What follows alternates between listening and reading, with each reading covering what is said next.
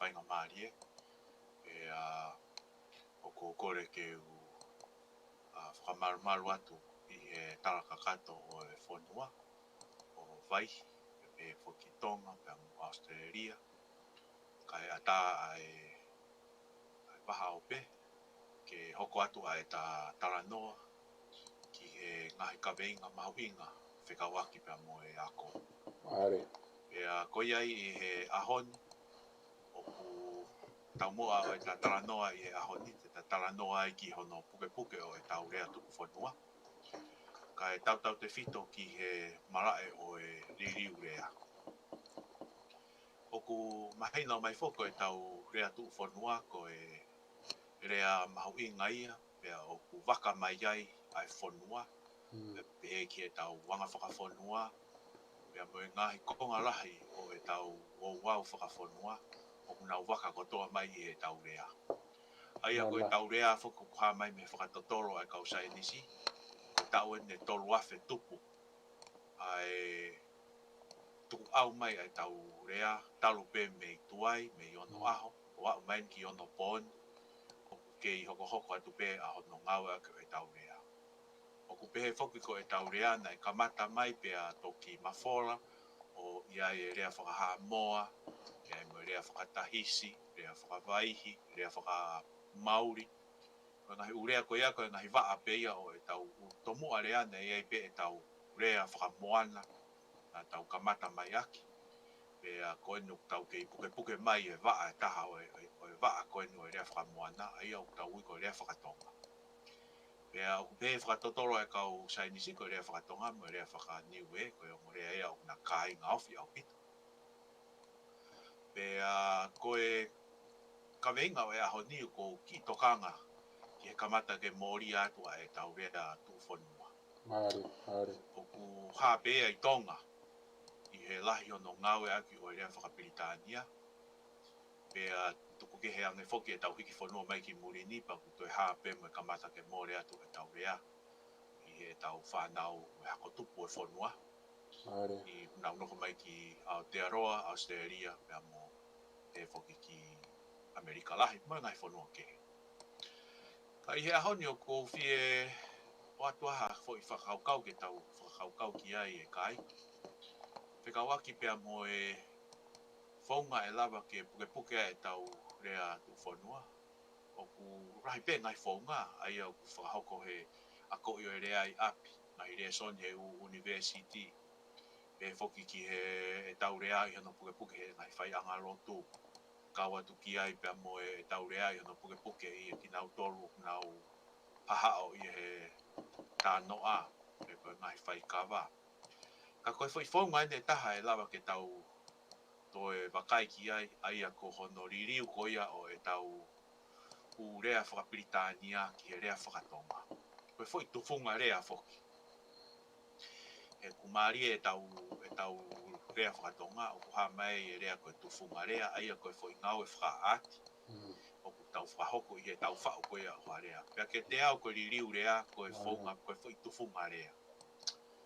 Nā ku kamata mai koe tau ene ko tupe koe ofian ke tau e tahataha pe tahaua. Ai ku ngau e mai pea mo toke tā mere nai te tau mo e whorau. Wani wā hawea, se whita hauri. Ke mau ngau e ki he mahuinga ke ririu e tau rea o whainga I hawhainga whaunga ke whai a ke hono ririu. Tau whito ririu e ngai urea whakapitania. Urea whaau hake mai. Hange koia koe urea o e sainisi, rea o e teknolosia, mo rea e ngahi marae ke. Pea koia I e haoni ko whampe ke tau ki taratara noa ki he kaweinga mahuinga koe nipea ko lawe I pe Professor Laftani. Ke kau pe whok mo koe I he kau tufunga rea, mo kau ririu rea, tau te whito ki he tohina ke whahoko pea mo mafua ai lulutai, Professor toke tā Koromatangi. Ki he utau urea whakapolitikare, pe koe urea ki he mawhaipure I ho o whakarea ko ia o ririu ai politikare, ki he mawhaipure. Pake toku whatonton mai pe ka pau ku whihalaki e ku mau. ka koe tau whoki anu ki he tau ririu rea, o kia te au o ku uai whaunga koe e ririu rea i he ku wakai. Koe ulu aki koe tau ririu rea, koe tau whau rea who'o, pe koe tau tufungai o ha rea who'o, pe koe tau ohi mai, koe rea whapritania koe ia ka paupeu koe peke toi iai. Toe tau rea e ofi ki ai. Aia ko kia te au ko e tufunga rea mo e ohi rea o kumakatunga ia kia te au i he te whatoi whakaukau whakatonga koe maarie. Pea koe maarie o tupu ia me ngahi mea o tatau. Pea ku ngawe aki ia e whahinga rea e ua i he ku tufunga rea mo e ohi rea. Ai koe uru aki kia te au ka pau tau ririu rea uru aki pau ke uhinga maarie. Ka pau koe tau whau rea who'ou. Pea ka pau koe tau ohi rea.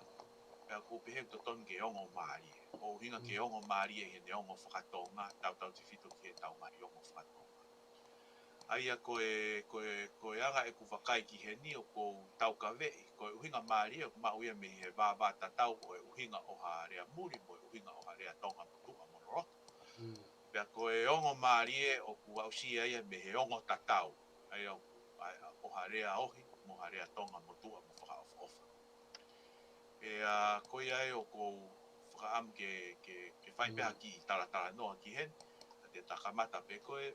Tuku mua Professor Laftan ke toe whoki ki mua. To'o mai ha whangaki whakatātā mahino me he ngahi ngaue. Whakatufunga rea i he waha ope ko hulu mai ake e tau kawe. O ke hulu ake kawe ita. I he vai tau e tahiwa hiwa o no ke he wafe mawhana e kamakamata i e tufunga rea i he ngahi tauranga ope. Aia ko iri wene tau rea website. Aia ko ngai tauranga ope Tonga. Okawa e Tonga online, Tonga on the net, Planet Tonga, Nomoa, Feao o e Amanaki, Tāsiri he ngaru ope, mo e ngai tauranga ope ke. Pe Lolotonga ngahi mua ki tau ko e nina e fuafuatufunga iai e he whaiwhekau toke tā koen ko te Vita Havea. Ai rea koe ngaru ope. Aia koe ne ririu whakatonga ia ki he cyberspace. Aia koe ngaru ope kuhinga ia ki ha whahinga ngaru uhila. Aia koe electronic waves. O kunau whetuku horo e tau ngahi tala whetu taki me he computer ke computer. O ku aia ku whai tatau ai whaunganu mo e awe koe e he ngaru uhila. Aia ku tau i koe ngaru ea pe koe airwave. E tau ngahi popo aki me he whare whakamawhora rea ki he retio. Koe e ngai tau koe ni na ku whakatonga ia e Professor Lafitani. Ko koe na ke to e tufungai mai mo e tau fwoi rea koe wahaope. Aia ko ririu whakatonga ia ki he cyberspace. Ko ku hinga rewa e wahaope ki ha fu waha uhila. Electronic space o ku ope takai i he korope pe au whorau wai e tau ngahi tala whetu taki whakakompiuta. Aia koe ongorea eni na kamata hano tufungai mai e hiwa ngofuru. Koe ngaru ope mo e wahaope. E koe tufungai mai en me he tau rea tonga motua. Koe ngaru mo e waha. Mo e ope. Aia o ku ausia e he ngaru ope mo e waha ope. Ai uhinga maarie i he anga e ku wakai. E kuna vāvā tatau a hona uhinga mo e uhinga o ngahi rea tonga motua mororoto me atakai o e whorautahi tau te whitu ki tahi. Loua pea ngaru mo e waha koe ngahi rea ia o tahi.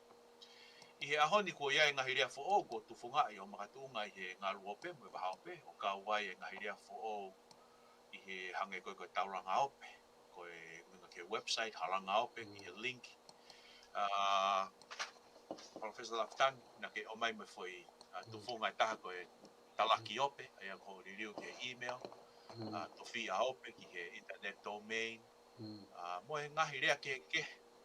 O ka wai pe mo e wholau he waha ope. Siwala i waha ope mo e hāfua. Whānifo he ngaru ope a koe surf the internet. Pea nā ku whakakau atu ki ai mo e rea koe kupenga ope. Ko utu pem hako ope ko au pe ko koe Professor na ke waki kamata mai kupenga ope. Tālu whakariri na tāwiri whakataha pe.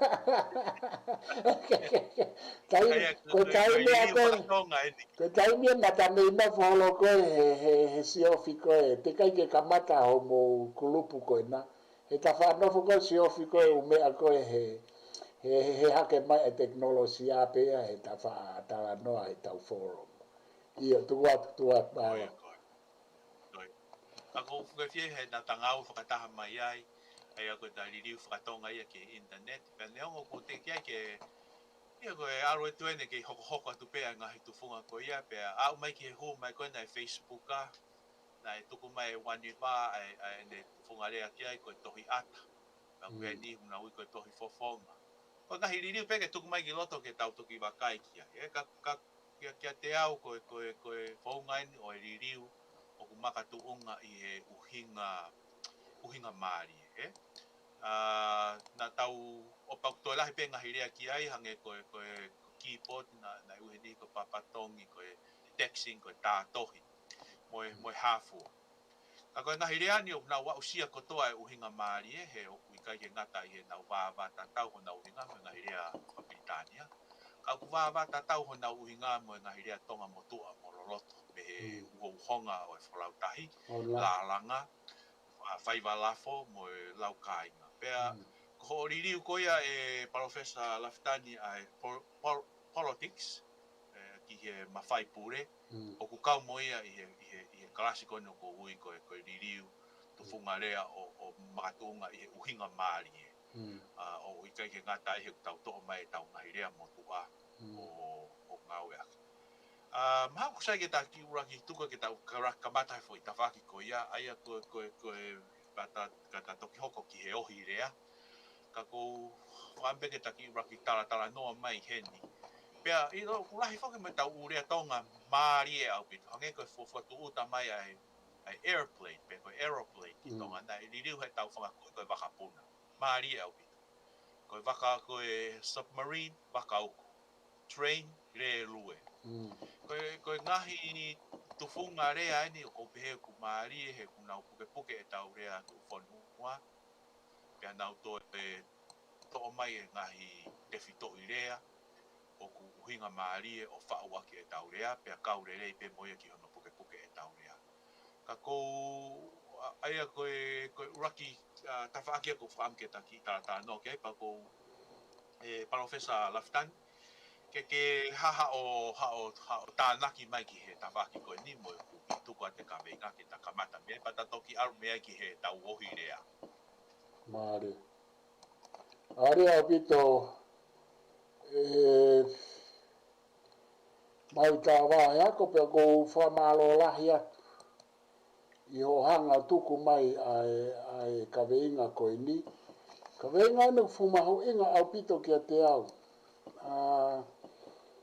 Pea i kai ngata he kumahu inga ia ai ka kukou toi ho haa lahi e maui tā wāhe ako ko hinga koe whihi ai mea koe lea. Pea mo ene whiriuri waki. Pea mohono natula o ku mo ui. Pea o ku kapau kuiaha mea o ku mo ui. Pea o ku malawa ke iai hono ngā hikonga e tu umaku. Pea iai hono ngā hikonga e more. Pea iai hono ngā hikonga e tānaki mai. Pea koe taukawe whakaako whoke o pehe koe lea koe mea o ku mo ui. Pea koe lea pe ia te ia. I kai ke tauhanga o liliu pe te tautoe hanga tu whungai. O ku ririu pe ia te ia pe o ku mo ui pe ia. Pea ko lawe i whope koe ane whiawhi ki ho tuku, ane awhi ki ho tuku mai ka wei ngana ku whiawhia lahi a pito pa ko whamaloa au ia o hanga o mai ke ta wawangai mo ta tātala ngai mo ta wei tatalo, wei tatala. He koe ka wei ngane o mahu inga o pito ia he malae ako. Pea lahi ai kakai i loa he ako kuna ngā ue lahi mai ki ai. Koe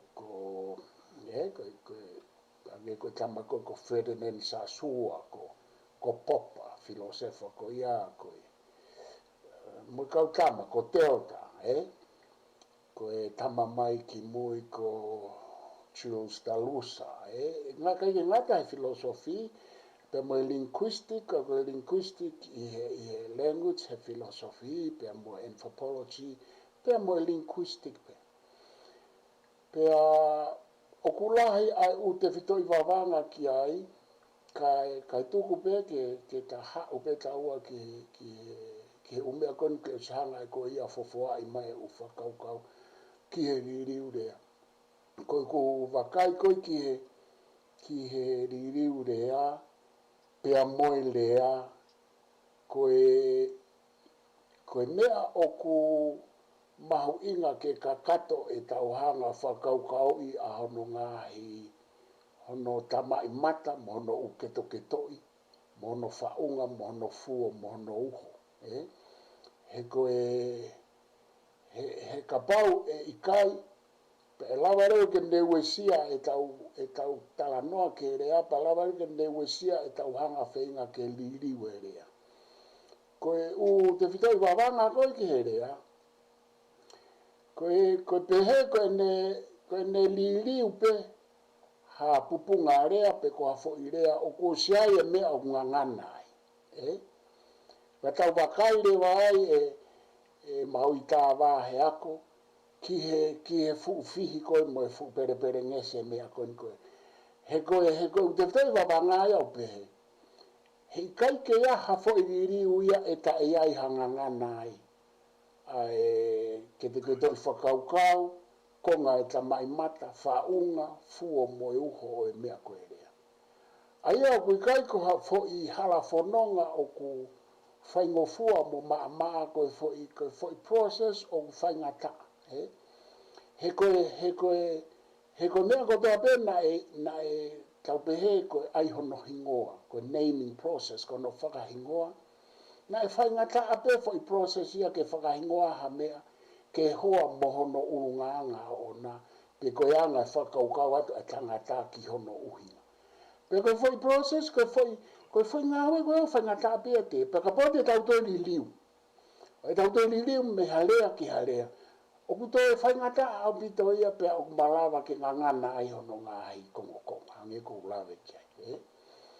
Koe hange ko hota noa nai, ka ulawe whaospe, ka whakafoki atu, ke hoko atu koe, ayo koe liliu lea, koe tau liliu whakahanga tonu, ka pau iho u whakarea, ka pau koe ke tau lawa mau e fo I rea to tonu ke nehanga, ke paopo e uhinga. Pea isai ange pe hange koe ngahi liliu na e whahoko Professor Futahelo mo kau, mange ko whaifekau toke tā moritoni. Nau isai ange pe I anga koe ai wakai ia I he tawhaketa, ke tau aluhanga tonu pe, politiki, teknolosia, politics, politika, technology, teknolosia. Ka kutau te whawhehu ia whoki ka iri. E na e uhinga e na uhanga riri uhanga tonu ko I kai peke mao e uhinga. Pe na e uhinga ko hanau ki whakapiko piko. A kau riri urea e ka mata. Ka te tahau ki ai me foi tau pike neu maari a pito. Pe mahalo e loloa e ta porokalama ai ka whai peke ho whakatutu. Ka koe aia koe rewa mo mea o kutau lava ririu. O koe rewa urea o kutau lava ririu he o kutau mau hono uhinga ia tau tau. Pea paopo ki he uhinga koe o tau pehe whakapalangi, whakabritania, whakakariki, whakasiamani. Pe koe ofi au pito ki ai pese te hiwa wau. Pe pese te hiwa hiwa. Pea kulava peke tau oange e tau whoirea whakatonga o kumau.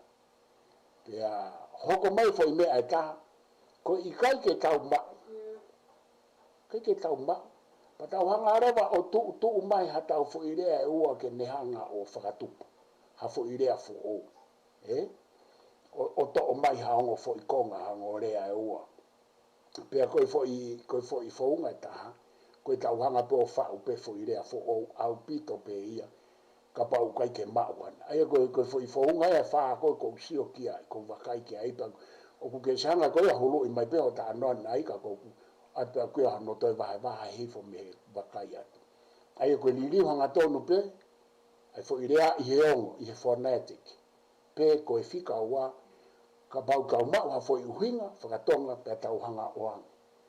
Pea koe fika tolu, ka pau kai ke mau, pa tau tu mai ha fo irea e ua pe tolu ke whau aki. Pea koe fika wha, tau whau pe tau tolu ha fo irea fo au pito pe ke lava ke neanga whamatalai. hange ko ngai whakatata ko ke o se hanga ko o mai ka te whakafoki atu e maui tā wā e ako ko ku tāna kia pe ia maro. Koi. Malo o pito e tānak whakafofo o pito e Professor Laftani. Koe ririu hanga tonu o kua ui koe ohi rea. Ea koe tau toa mai fo i rea muri o tau ohi.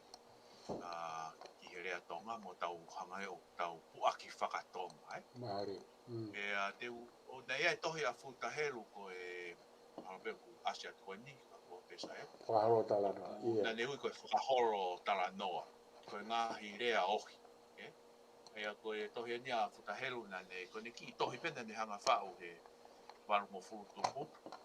Pea kou fie lawa tu peki konga e tohi he ku maari e. Ai ne whakatokanga mai ka tau toru ka pau te tau fau i he hala koe o ririu hanga tonu pe koe ohi rea. Hono ngahi rerei, pea mo hono ngahi nunua e lau peke tau iku ki ai e kai ke fu loko sai, Pea te uki lawa pe, nei pe koe nane whamatala pe, koe ohi o e ngahi rea muri e hakakai, koe paro pare malahi.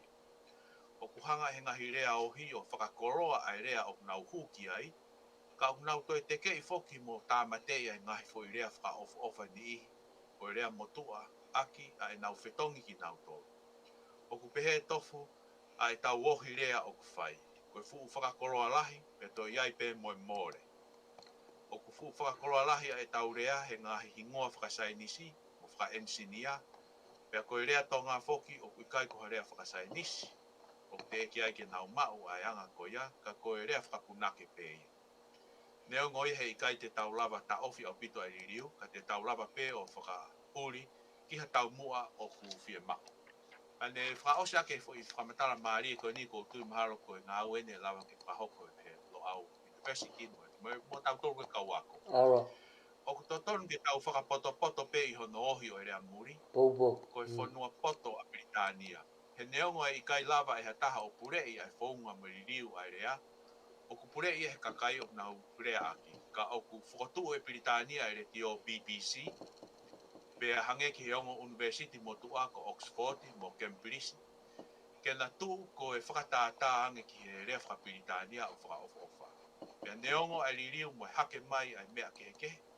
Ka kei taalo mai ai ngahi api koe o tuhu ki he sai. E poto atonga o ka iai ha ane mea pehe. Aia koe osia e kulawa atu me tohi koe na futa. Pea ko pehe koe o kai ke pehe ke uhanga whakahala ki e ohi rea ku pau pe ke hoko e pe koe ririu hanga tonu. Ka ko tui tatau ki e whamatala a Futahelu, to tonu pe ke tau whai whakapoto ai tau whakahoko ai ririu. Koe ke te ao koe whongani o kou ngāwe aki ke tuko e pe ke ta hoko te talanoa ki ai. Ai alukoen koe ki he o maari e. Ai ko ke te ao ka paurewa o tau wohi rea, au toton ke tau whai e whaunga o ku ongo maari e. O maari e ki he tau ongo whakatoa e. Pea ke te ao koe ongo maari e maue me vāwa tatau ai mui ongo o e rea ohi. Mo e ongo o ngahi kupu i rea tonga mo tua mo whakaofa. Te whakatātā aki. Koe rea koe saikolosia. E mau ai ongo tatau mo e tau i rea tonga koe sia. Aia o kuongona i he rea koe mohosia, lusia ki tauranga mo e fuesia. Koe huinga eni o kuongo maria e rea koe saikolosia, sosiolosia, teknolosia, atolopolosia, teolosia mo e hafua. Ke te au kuongo maria ki he ongo e tonga, he kuhi o kosia e tau kupu i rea koe sia pau maari e. Nā kuhanga mo hufanga he ako mo e lotu Professor Augustino Mahina, o ohi whakatonga ai epistemology koe epitemologia, mo ontology koe ontologia. Pea iai pe mo e maohi ki appendix koe appendesi, pe foki ki index koe indesi. Koe ngoreani o naha i he tau wongo, fo i rea koe esi, ai au kuongona i he tau rea tonga motua koe rekesi. Koe ngahi uhinga eni o ku wongo maari e rea, hange koe tau ngahi rea ohi, e taha o ku wongo maari, hange koe mesi, palomesi, keresi, makanesi, koe kaufaresi, pea pehe ki he vaitafe koe ni o ku iloa i Britania koe vaitafe ko Thames Thames Thames River ko ni pe ko hu tonu heni mo tau ngai urea tonga ko to pe o fe unga mo e ofiki foi winga ko pa wongo tatau e ngai rea ohi ko ni mo nau fai tatau mo taanga mo ngai u mau whakatonga aia o ku osi hoki pe ongo tatau pe rhyme ai mui i ongo ko ia foi taanga pe a ko ia ka te au ko anga e ku whakaukau ko whaungai mahalo te taulawa ke tauhanga o whai ai ha tau kahi ririu ka pau te tau whai e tau ririu o mga tau mai ai ko e tohi koe na mohanga koe o whakahoko pe a mo Profesa Kora Matani ai a whoko ku iloa koe ngahi rea politikare ai koe ngahi rea tonga e ni na mohanga o whakahoko o ikai ke ngata pe i hene mahu inga ku uhi koe ke uhinga ki he tonga ai ngahi whakaukau whakapolitikare i ho mohanga koe ia o whai hono whakauhinga i o ngahi rea koe ia ka i he taim tau whakotu mo ngahi rea ke tau whakahoka tu ake tau no whako i tonga. Paku o lahi whoke tau urea ko tau hanga ohi mai, ai nau ki whapatala ki ai, ka i he tawhake politikare, ka wai demokarati.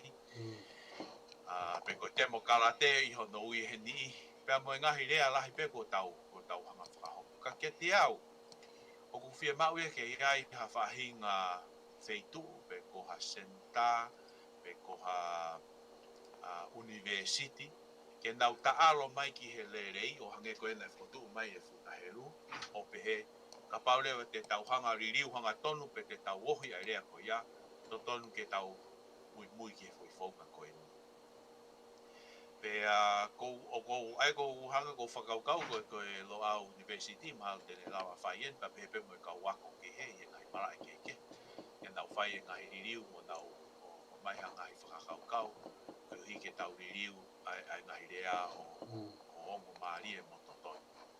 E kui ai whoke ngahi ririu e ni he koe ke fu ongo maari e mototonu. Nā mau ki tālanga i lahi au pito i he tohi ata pe koe Facebook a. Ai fo i ririu nai whakahoko e he kaniwa tonga online. O nau ririu e obituary koe opituari.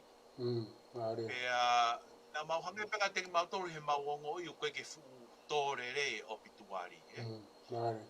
Maro pena e totonu ke ririu ko opituare pe ko haka koe opituari ne ki hange peu ki ongo ke he peka ki mautoro. Pea mau tālanga i ai i he koe i tui koe hiwa ko furu tupu en e whai whai tālanga koe ni mau ke mana tui pe maro festa. O whai e mau whenga i ke kumiha tau rea tonga re rei kia he nei ngau whuke kaniwa tonga online o iai e nau fo i koromu ki he obituary pana nau kumien ha fo i rea ki ai pana mau kau pe mahana sayange ke kumi pe ha tau rea tonga ki ai pe ko kapau e ririu hanga tonu pe a ririu hanga tonu o ohi maha rea o ki ongo re rei na ia ni ihi na ni nau whotu umai hange ko toke tāmere nei te tau moe wholau na ne pe ia whewhe kapau e ririu koe opituare mau ki ongo maari angi he wai pe tau ongo pehei he rea whakatonga hange siare me hafu e tau mai rea ka koe nai whakaukau ia nai whakaukau ia ki e tau mea pau i o kuai whoke mau tauranga i he tohi ata o kui koe tauranga tu whuma rea pe koe tonga world to world pea o whaavahe e tau pei tatala ai ane mau whotu ueni i he osi ane tau e hongo furu tupu ai tauranga tu whuma rea pa ko nau torpeu ia ha nau umi ki harea pa nau o mai o tuku mai ki ai pa mau toki whai ai hono tālanga i umi hano whetong ka koe whai tau mua e tolu o e tauranga koe ni ura ki pe kono pao tolo aki o pao to tonu ake o tau rea whakatonga onga kotoa kupe o hange kono puaki spela mono tohi ko hike hoko ia koe mea ngawe mo ui mo aonga ma ae tonga i he tapa pe o e kolope kono wa tālanga i o me mo tamaki o ngahi rea ohi mo ngahi rea whau ko hu mai ki he rea whakatonga pea kono tolu pe koe tufunga i mo whiri ha ngahi rea tonga fo o ke whakafotunga mai aki ai ngai whakaukau mo ngai mea fo taka i he mo ui whakaaho ai tonga e hu mai hange koe hu mai me sai nisi koe engineer, koe teknolosia mo e ngahi mara e whakaako keke Pea koia e o ku lolotonga lere e mau taulanga tufunga lea. Pea o ku mau hoko atu. Lai toki wike ko osine mau whaia e tālanga ki ngai urea hange koia koe social justice, environmental justice. Koe ngahi rea koia ku kamata ke lahi ne asi mahi taimini hange ko climate change. Ai ku posi ia pe no liriu I tonga koe whe riu waki o e aka. Mahalo pena koe ai pe moha toi ki unga kia to ke tau whai ki ai. Ka koe uhinga ku te kei ki aha tau taha ke ne whotu e fo I waa koe ni. Pea o kui kai foki aha waa pehe ni e pure anga tonga e Professor Naftani ke aha waa ririu rea e pure anga tonga ke nau panga tokoni mai ke ngai rea fo o mai.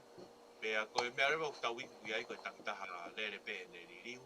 Pea mahalo koe toki ai ko whe pe taha ia tau tolu o ku maarie ki he kakai tonga koe mea ia o ku rahi hono ngāwe aki. Hange koe ni koe ngaru ope, waha ope, ngāwe atu au pea me whanau I pe he ni he taimini koe ope. Ka ku kei lahi pe kakai au na uia ke ui koe interneti. Lahi apito pe hono ui koe interneti o nai I tonga pea koe he ni koe online. Ai au ku la lere lo ua pe ai fo I whaurea pea mo e ohi rea I he na tu koe he taimini. Ai koe tawhaki ai ohi rea e Professor Laftani o tuku mai kia ki ta hoko kia e tatala noa.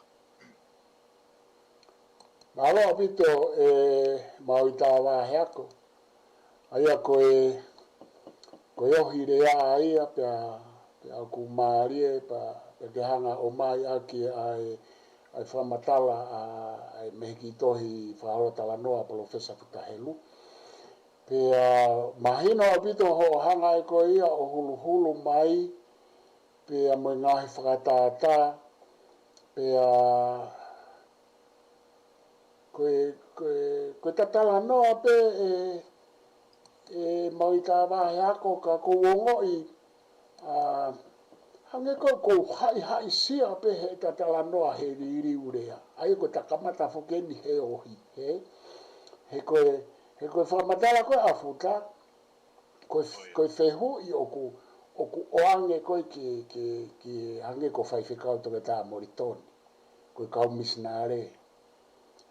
Ko Professor Futahelu. Pea moni I na nau paionia mai he tau ririu rea. Whaiwhikau toke tā Sona Manaki. Koe whehui koe whewhai koe ka nau tolu, ke nau ngāwe. Koe pere ngesi koe honohi, ka pau oku ikai ke lava, ke iai hano uhinga whakatonga hange ko lava nai.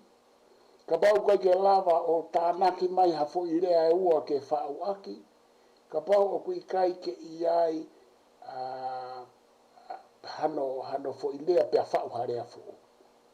Ka koe fo I ohi hanga tonu mai koe ai ngahi fo I rea hange koe whakaro tala noa Professor Futahelu. Pea oku lahi pe he mo ngahi rea ai kaumisnare te whito ka whaiwhikau toke tā moritoni. Ai hange koe culture, karatula. Ko futa me tā noa he politiki. Tā noa he demokalati. Ka koe ku whehui. Ko pere ngesi koe e ohi kia te au oka pau oku ikai ke mau hano foi uhinga whakatonga. Pe oku ikai ke mau hafo I rea e ua pe tolu e lava o combine whakatahai. Pe oku ikai ke tau lava whakatupu hafo I rea fo o ke ne whakamatala. Aia koe whaingata aia koe ai ohi rea. Ka kuhangeka te au ia kuhai ngahi rea ia na nauhanga ohi. Pe koe for whatever reason, it may be, pe koe hae na uhinga, ka kia te au na I kai to tonu ke ohi ia mau I tā wahea. He ku tau hao koe hange koe takamata, ko taua na takamata whai hono whawhiwhiu ia li liu o I urea whakaono pōni te whito ke teknolosia. Sai. Pe hao koe no whakotu e tau fo I he koe whakotu koe ai tufunga, taulanga tufunga rea. Koe whakotu he tau kamata koe I he tatala no apea kamata I koe mo se whita mo mea o mou Ia kumana tu i foko e tau tālanga e lotolo au Research Society ke whai e foi kamata. Pea koku lau, pa koe foi ngā au e whakaako ia, na mohanga kamata mai, tupunga i whakaukau koe o ohi lea. Koe foi ngā au e, sai. O kui ai whiki ai komiti tala whakawhonua koe ato ngana kamata mai koe ve hala mo mea. Na nau ngā ue mai ki he mea ko ia whakatatau ia ki he uhinga pia mei he tau ta whaaki o e anga whakawhonua mo e whakahaana. Ne keike aha nau whainga uhinga nau tōlu ia ki he uhinga whakaako. Pea kuere kauri liu lea he ngā he pot ngā ue e pure anga. O ku nau whaafai li liu lea ka o ku omi ia ki wharearea mo e komite wharearea nau whaahanga o whakatuku sai.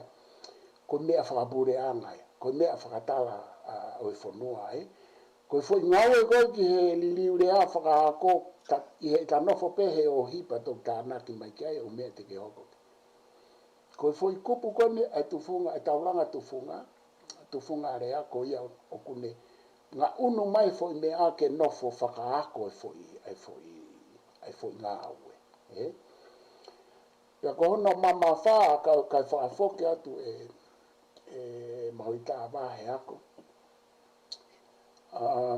Kou tui o totonu ke tauhanga whau e tau tau kau ako.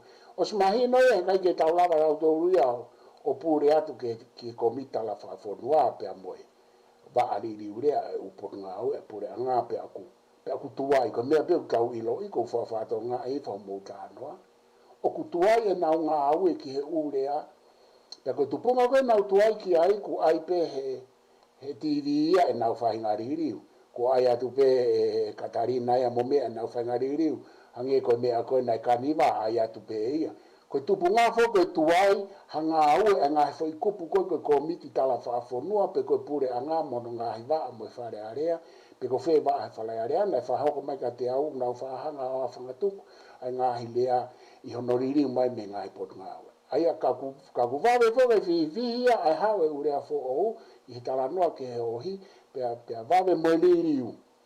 Aia kukuanga koe whakaukau, ka pau te tau lava e tau tolu kau ako, hei kai ke hange koe loa au. Whai te ngā au e ke ai ka koutui e lele yangi he ku waka i ke tau whau, ai tau whoi komiti ki he liliu rea, pe koe rea.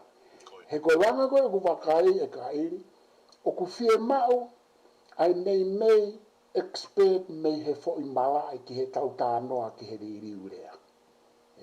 He koe liriu rea ia ka te au o kui kai koe mea pe ia ai whoi mala ai koe, pe koe whoi mala ai koe.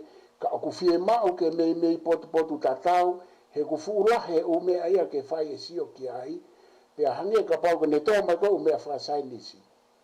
E sai pe e tau hanga e tau tōruia koe ta e sainisi o liliu mo tau interpret ai o liliu o e translation ko ia, ka e toi lere iange ke iai e tama sainisi. Fie mao ke iai e tama medical, e medicine. Paku tau mao pe tau tōru, tau pe he medicine whafofonga ia e Professor Stareki, finau. Koe language, koe tauongo tuki mua ai, ko merenaite mo petari ai. Pe aku iai ahona mālohinga e ngoua ko ia ke liliu rea aku na kehe, oku kehe o na mālohinga nau, fe mauloua e hona mālohinga nau. Koe tau hau koe ke tau pehe koe tau hau ke poetry mo art. Mālohi rewa ai, hufanga, mālohi koe ai, mālohi ai ai. Tau hau ke filosofi e mālohi a ino ke he hau ia mene sio ia ana. Aia koe, he koe kusio peheni e kairi. O kulahi e kusio whake ke translation ni, o ku ilonga ai ikai ke iai ai tamai ai. He koe liliu re aia, mohono uwaa, o kuia e lau maari o e tama poetry, o kuia e lau maari o e tama, seke mea koe ke maaliri mo Malakai. Ko Malakai ko e tama ai, pako au o kuia e kukonga aku ki he politiki mo e political philosophy. Koe mafoi hau ko whakataha, na e lawa ke masia whika, aku ikai ke ose ure aia pe nai, Pena e ai pe koe urea ko kai ke toi lava koe o ange hano uhinga whakatonga pe ko hano uhinga o ku whau e ua ki ai hango whoirea pe ko uhinga fo liri wohi. Ai koe re soni whakaosi ia koe last resort ia koe tau liri wohi koe tau pehepe. Kua foi ho tau ata mai me he umala e mo tau iwi mo tau poto mo tau ilo ka peke tau toi ma sai tau liri. Koe tai mea koe nau pehe ai koe ane nai. Ne ke uhinga ka te au ia nau hanga liri he kau liri urea ki mo ai urea. O ku fie ma upia ke ai hono rea whakatonga nai mei lava. He koe ohi rea aia ka te au.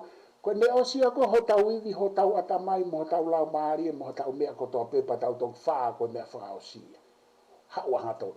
Hau mata. Ai ka koe koku ate whakatata. Koe ko nofo mau pe e ka i mahalo ka mea nite. O koe ke whee maari au ke kau liriu tohi tapu ko a tau tolu. E ku sio koe ke alu ke nauhanga o laku ki tua ai ngahi momona mo ngahi uhinga o u whakarea koe tohi tapu me he original translation. Ai kau misnare. Ka te toke alu kai te whenga pe ke mui mui. Pa koe ku uhinga koe ke ai, he koe kusio koe ke kau translate koe tohi tapu. O ku i kai ka kato ai u tau kei ilo mo poto whakae wawanga ke nau whai e fo ili liu. Hange koe kulawe ane nai ka i. O ku i kai ke ka kato ai kau tama me he umala e ke nau hanga o mai fo ilau maari e koe. Hange koe poetry. Ko whasio koe ke kau liri tohi tapu. Koe tohi tapu fo ki au whakapunake pe me mua ki mui. Koe kau liri tohi tapu ia. Koe ke whaasio au kua kau tamai o nau tau kei mo matao tau he mea koe apa ku asma ia he nau liri. Hange koe ni te ulau au ia whakapalangi o e tohi motu ai tohi tapu. Pa te uhawa lau e tau liri koe e tau tolu koe ki mui e he tau whenga ke simplify. Koe palapare ma whake koe tau whenga ke ai ke maa koa ke mahino e kakai. Ke kakai e tohi tapu. Ka koe palapare ma ai umore ai ngangana e umea lahia ke uhinga whakae punake e tohi tapu. Pa koe kusio koe ki ai, ni reo he kakai tapu mok nau tolu, o kai kia nau pui pui toa ke poetry. Pe o kupala pare ma rewa e nau liriu. Ka te o ate whatata whaos koe ni maa ko ki he pe me hoi. Ko liriu koe utaanga a kunsalote. I he tohi koe ni nai liriu ai utaanga a kunsalote. Koe kusio tuo taha pe ke tohi koe apa o kai ke utoi sio au ia ki ai.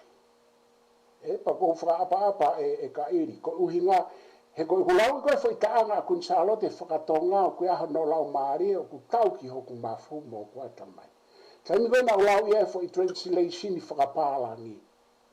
Kai ke uhanga au ia o ngo iha foi mea whakae aati ha foi maari ia. Ko me pena u ilo i o ku misi e foi lau maari o e poetry koe i he poetry whakatonga alu se ane. Nā kei ke lava he kauri riu rea ke hiki fua katoa mai hono nau. Because most of them ki he foi translation. Pea kui kai ke u whakaanga au ia ai hange koe ni. He koe kauri riu rea nai u matao tau i he moe. Kai ke ha matao tau ia i he poetry moe culture. Pea koe mea e nai asimai. Mea e nai asimai e misi rewa. Ai ko poinia koe mahu inga.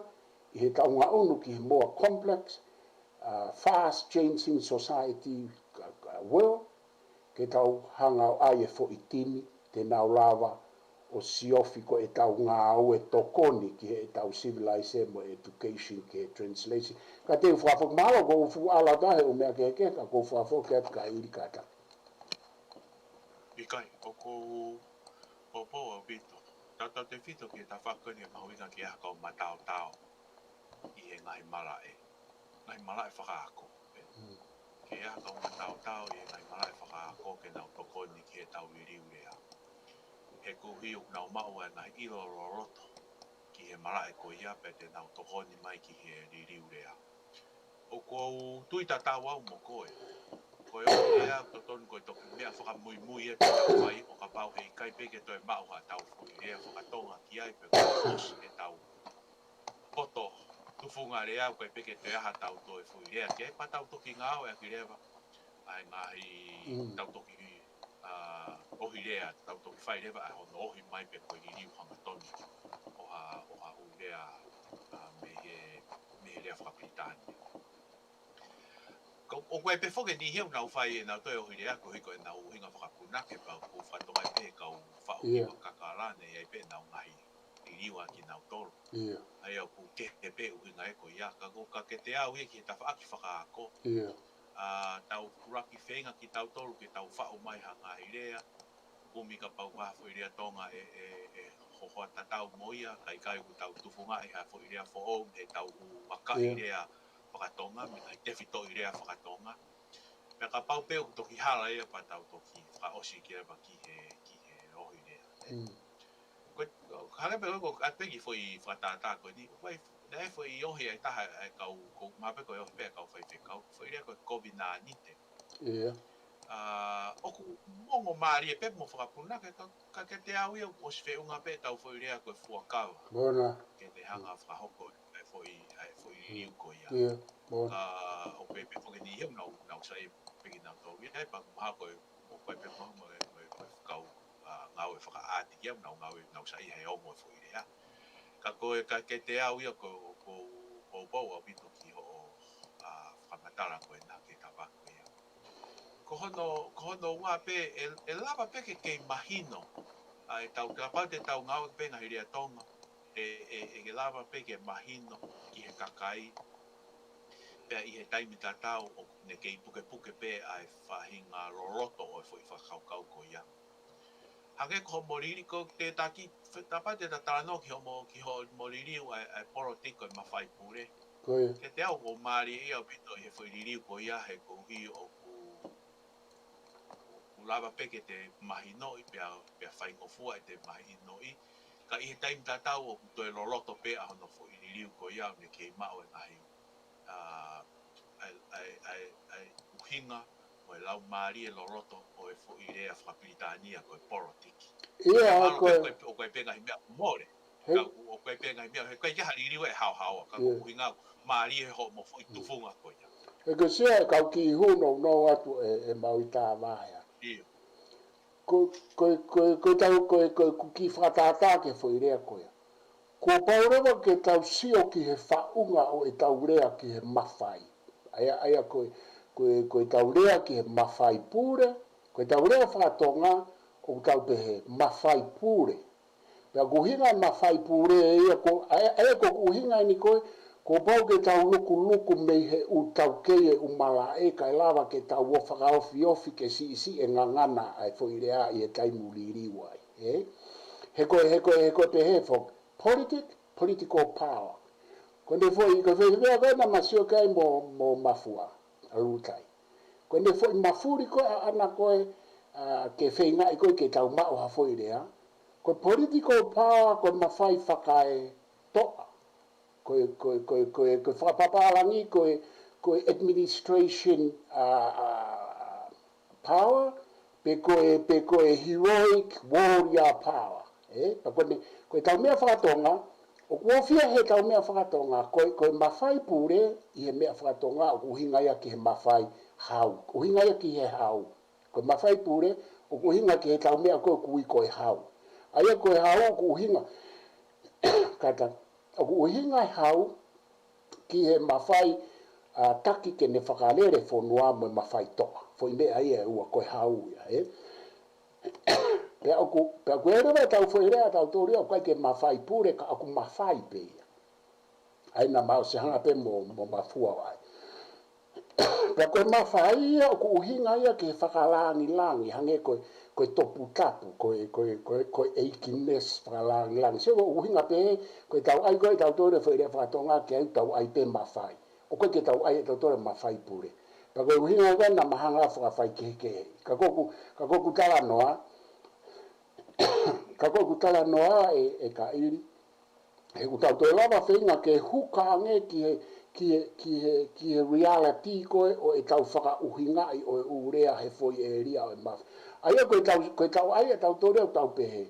Mawhai pure mo e mawhai. Koe hau ki he mawhai pure, pea topu tapu ki he mawhai. si o ku hanga e maua ia whakawhai ke he, ia pa ko uhinga pe he. Ko pau ke tau alu atu, o ofi ki he uhinga a tau tau pe koe tau o mai o whakapa opu atu koe.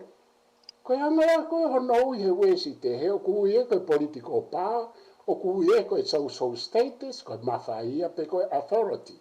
Pe koe wakai koe ki ai, o ku nabei va ofi. Ka te kataki pe ki hua tu kai whakafoke. Ika, mafo, mai koe ia. Koe uhinga ne upehe ai e toko ni ki hono puke e tau rea, he koe hiu tau toe whakamo ui mai e urea koe ia. Pea, o te toe tāna ke peki ai, pa koe mo e tau u mara e whaka tau tolu puke ki e tau toe furoko ia hea tau pea e whai hange koe, tau pehe peki e tawhaki koe ne tau tai, mo e wholau waka. O kuia e ngahi urea whokia i ai koe ki e tau toe ngau e aki e kuangani. E lava ke tau unu hangahi rea mei ai. Hangahi rea mei ai e ofi. Hangai peko e tau unu e ngahi rea mei ai ke tau ngau e aki ki he internet. Tau to'o ia mei he o pepea mo e ngalu, o e vaha, ko to'o ia mei tau ngahi rea mei tahi. Ia o kuia e marahe a tau tolu i tongu, kukai ke tau ngau e aki he kuangani. Ka e lava peke tau ma'u mei ai hangahi tokoni ki he tau riri urea o ku tau lorotonga whakahoko koe ia i he ahoni. Ka koe tuu whoki i he kuangani o koe hake mai ai rea aia o ku tawame pia tapupu.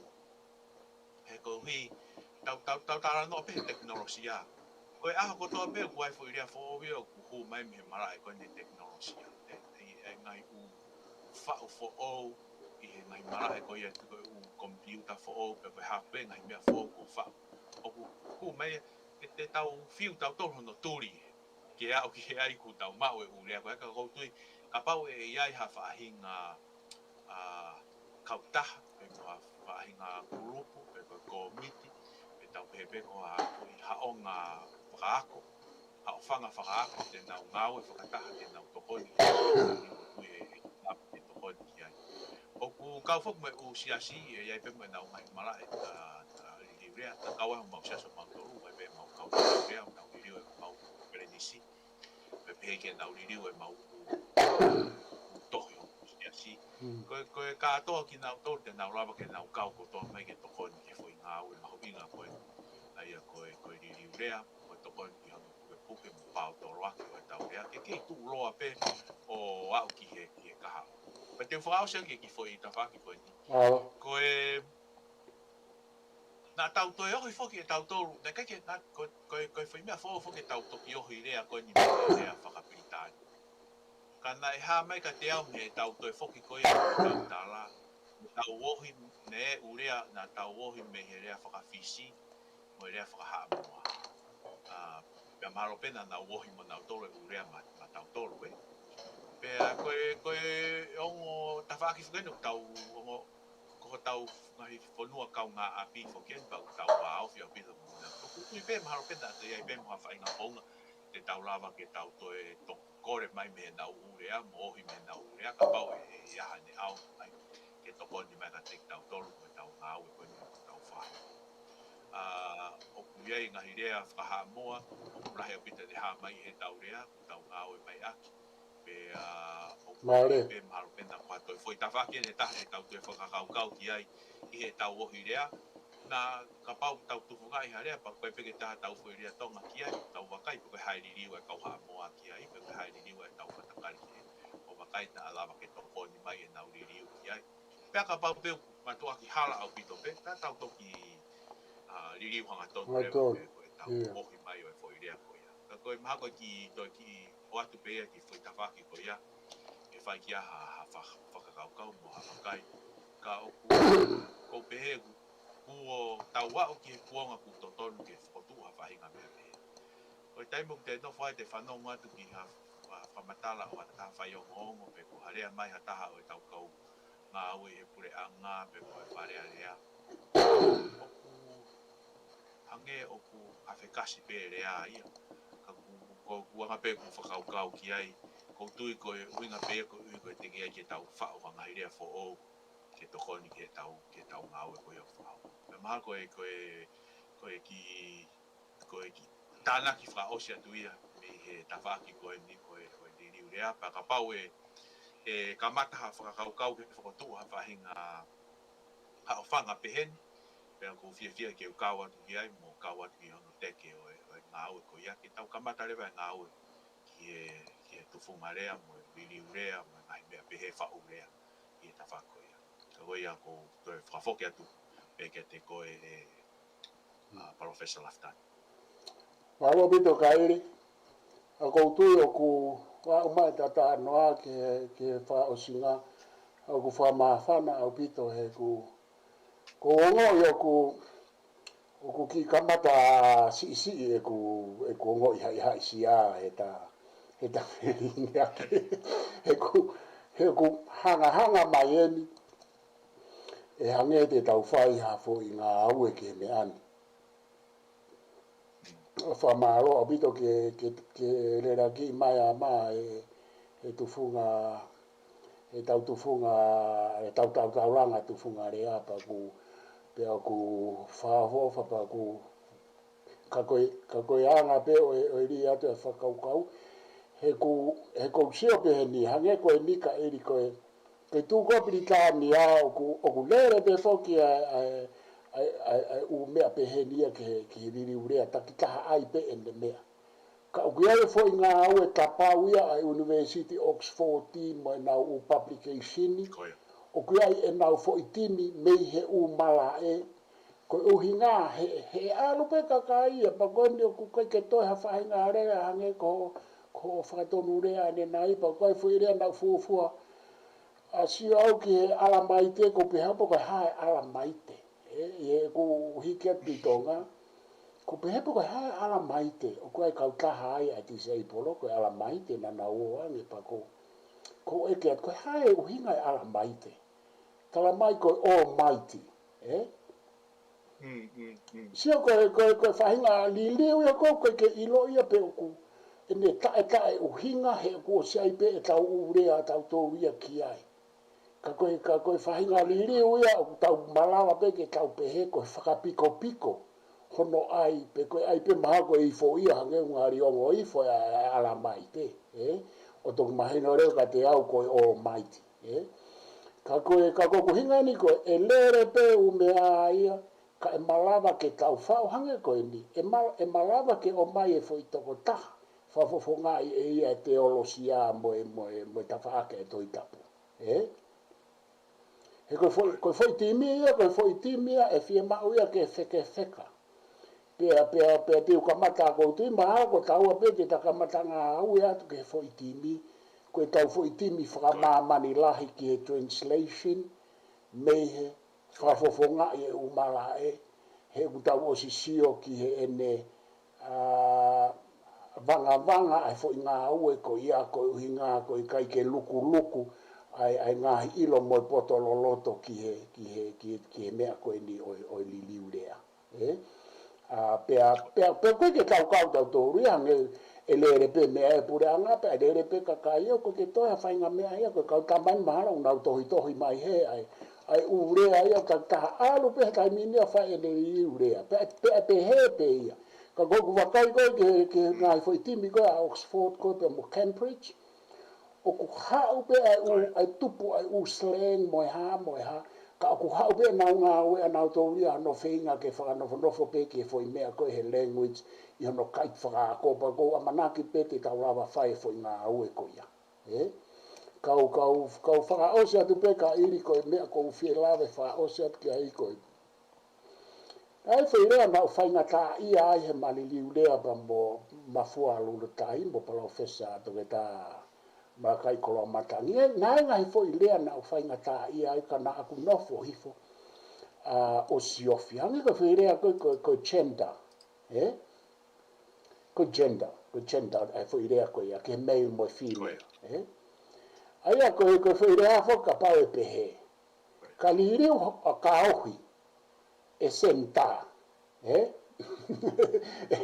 mei pe he ka ke tau pe he tenta pe ko chenta ko ke tau rea fa alfabético chenta ai lili pe ko ofi pe ko chenta e senta o ha le vai to fe taulaki mo senta ku o si senta pana no fore vai ka ile pe ko ha e papi ke ma o fo ile ai ki ha ai male mo female gender wana unofore vai o fai fo e ku ki lotu mo e ku ki mavanga mo e ku ki maval pe pe e la fa o fo idea fo o mai e fo idea fo kupu i lea e ua ko e male whakatonga mo e female ko e male whakatonga ko e tā aia ko whanau nau ia ke tangata pe ko e tā wā he uhinga koe he koe uhinga koe ho mo tā noa ki tā wā ko e tā ko e male panau pe here sai tā whafofonga i e ia male gender male pia wherewa ai female koe tau whanau nau koe ke whine koe fine fine o la paha pau pe mai rewa tā moi fine ta fine koe chen tā whakatonga aia koe ki tohi i haa whoronga koe uhinga whakatonga ia koe o e chen tā koe ta fine aia ku mau pe tau tore fo irea he koe uhinga tatau pe e ta fine koe na e whakatupu pia mo chenta ko male and female ko ke te ana ke hei anau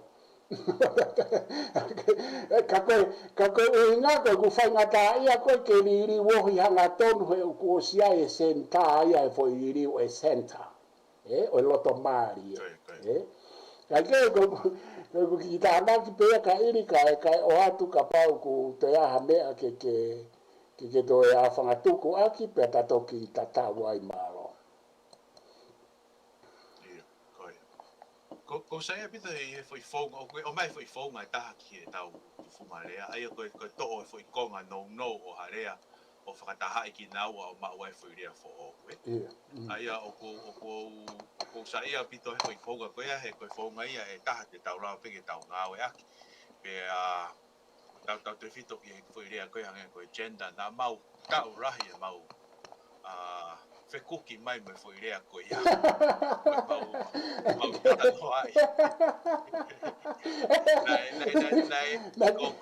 ko karino na le tuku mai ko ia na le haga liriu pa le o mai foi rea ko fatu fanau na le o mai foi rea ko ia ki he gender ka ko sio pe ki ai maro pe te kai pe ke fu off o ke le mau ka kata foi rea ko ia ko te uhinga ko fatu fanau ko no fatu to ta ko ia me le fanau ia ke o me ke fatu ke tangata pe fine pe ko sai he ta fine pe ko ta fine he ku mari he ku asi mai ai o foi uhinga no o tangata me fine ai pe fai mo fu ke fai hano mahino ka kai ka ko ngai fonga pe he ko mauinga ke tau taranoa mo tau ngau e ko ki he ya ko wi ke whahoko mo kau ki hono pau toroaki ko ia o e tau rea.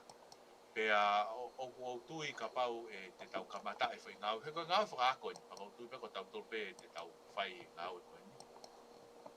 Mo tau tuku atu hanga i tohi. O atu e ngai rea koko tau whao. Mo tau kamata mai hono ohi.